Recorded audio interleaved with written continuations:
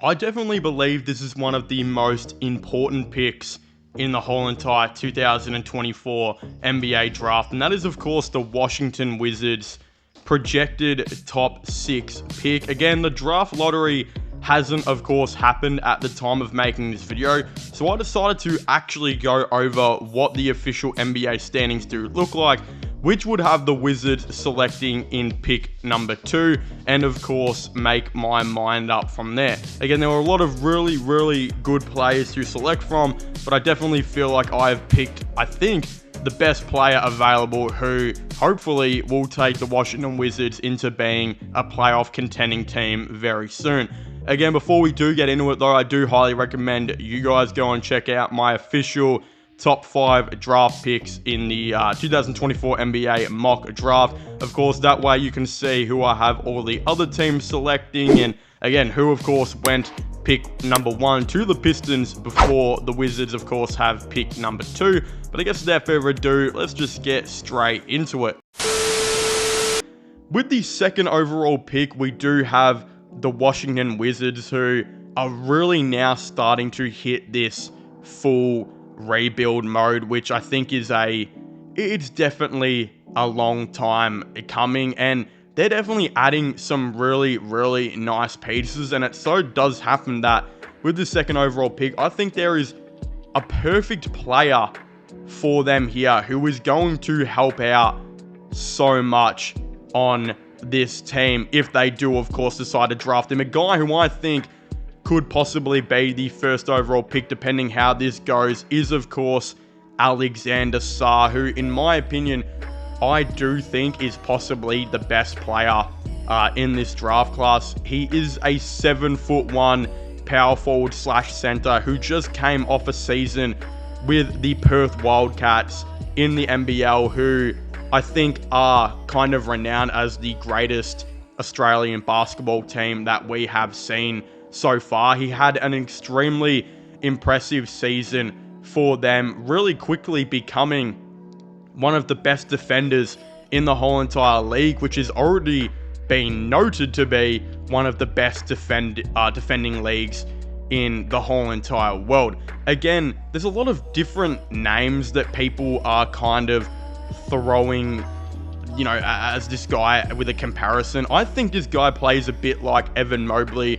Again, in terms of being a dude who I don't necessarily know is 100% a center, similar to how Mobley has come into the NBA. He was kind of drafted as a center, but with the Cavs already having Jarrett Allen, they moved him to power forward, and because he was so versatile at defending the perimeter, he's actually done really well there. Again, Alexander Sarr is really like that as well. Again, extremely versatile defender that is so elite at getting up to the perimeter and switching on those plays. And with a season in the NBL, a league that is so known for defense with so many elite defensive coaches, you can already tell that it has severely improved him so much more to being again, one of the best, if not the best defender in this draft class. He also has an extremely good mid-range, and again, I haven't really even talked about this yet, but is really good on offense. The guy moves like a wing, like legitimately, like that's the best part of him. Not only does he move like a wing on defense, this dude moves like a wing on offense. Extremely good mid-range shot, really good in the paint.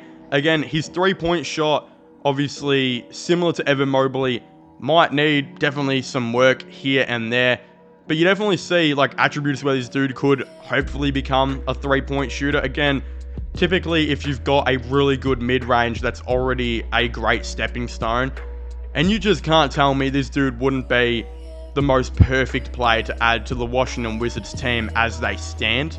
I think the Wizards legitimately need like a lot at most positions right now, especially the center position, after they of course got rid of Daniel Gafford and made a couple other moves.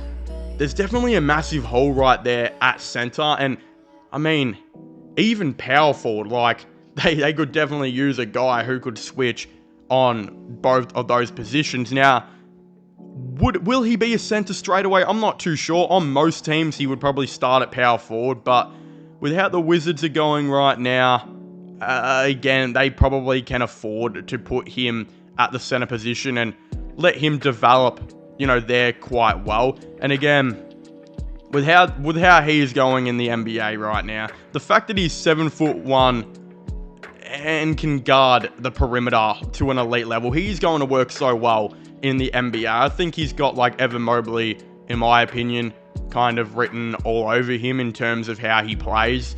And I think if you're the Washington Wizards, you are going to absolutely love that. Again, he really does fill in a ton of holes that they, of course, need to fill. And I do think this might be a semi-long rebuild for the Wizards. I think they definitely need to hit another draft or two after this one. But yeah, Alexander Sarr is an elite start for them. And I think, in my opinion, he is the best player in the draft. Of course, I didn't have him at 1 just because I think Rasace really does fit a lot more needs that the Pistons have. But both players are like neck and neck for that first overall pick. And I think if you manage to get him as the Washington Wizards, this is a terrific move for them. Of course, if you haven't already, please make sure to leave a like and subscribe to the channel.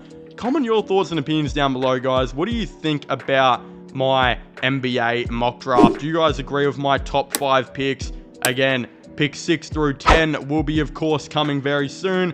Then most likely the lottery after that. And could I do another first round this year? I'm not exactly too sure, but I guess we'll have to wait and see.